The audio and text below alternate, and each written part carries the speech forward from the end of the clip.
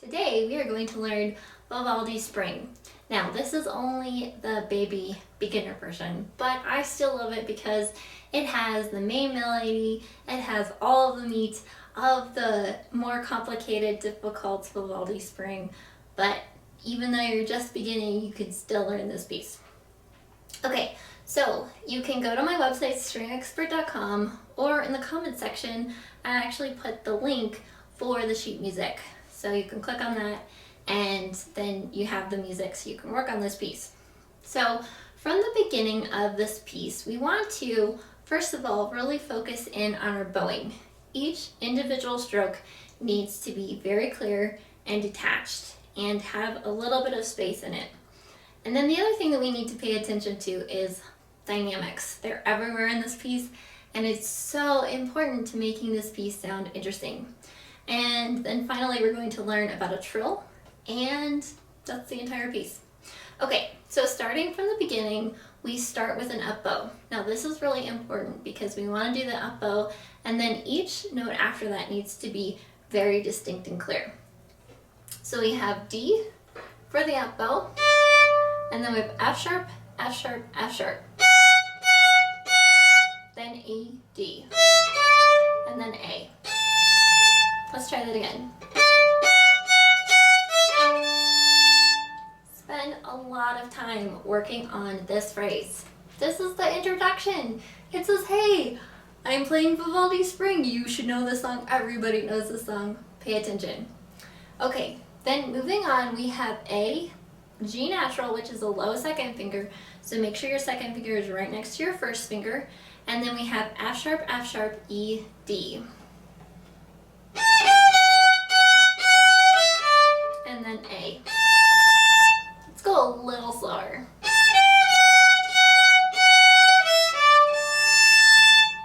And then we have A, G natural, F sharp, G natural, A, G, F, E, D, C sharp, A. So let's try that.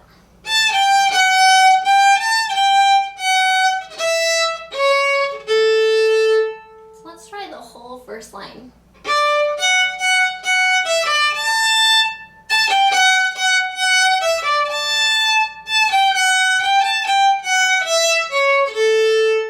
Now, the second line is a repeat of the first line, only instead of playing forte, we're going to do the exact opposite. We're going to play piano.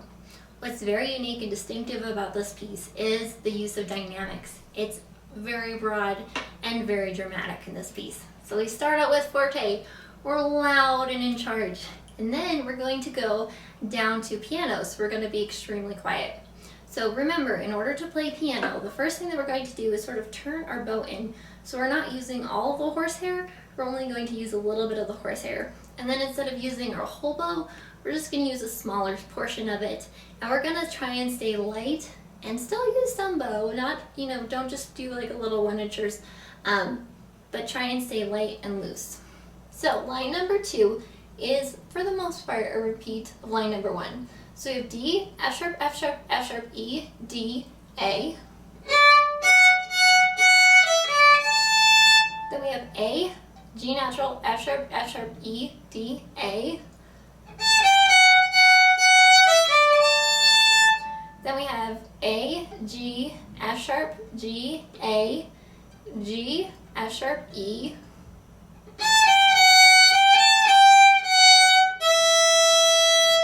Now, moving on, we're going to go from piano to an extremely dynamic fortissimo.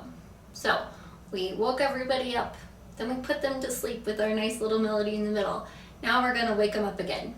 So it's going to be D, A, G natural, F sharp, G natural, A, B, A.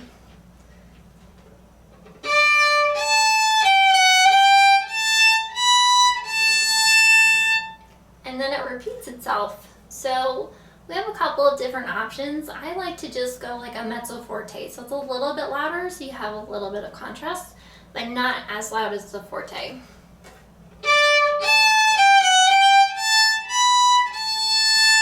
And then we have D, B, A,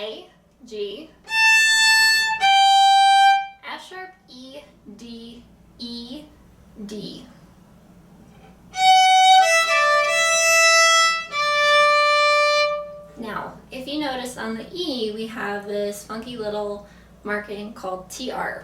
What we're doing there is called a trill.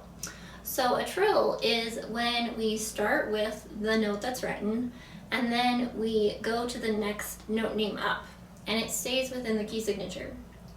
So we're playing an open E, so we're going to trill to the F sharps. It's going to sound like this. So let's try that.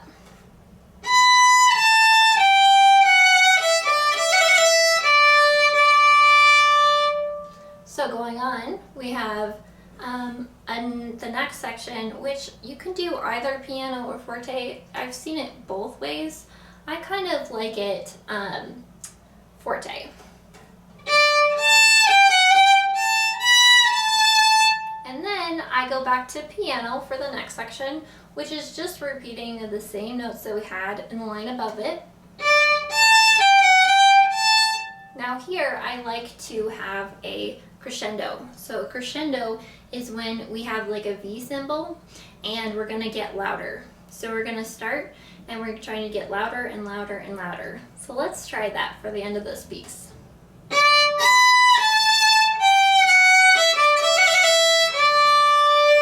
So let's try that whole section nice and slow.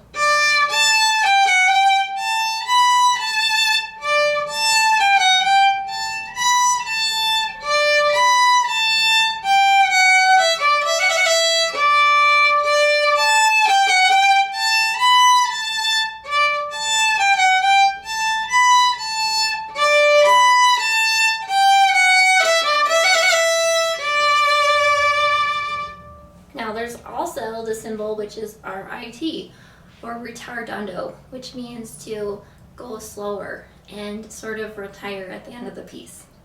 Okay, so that is the entire Vivaldi Spring. Do you want to play it with me? Let's start from the beginning and let's play the whole piece.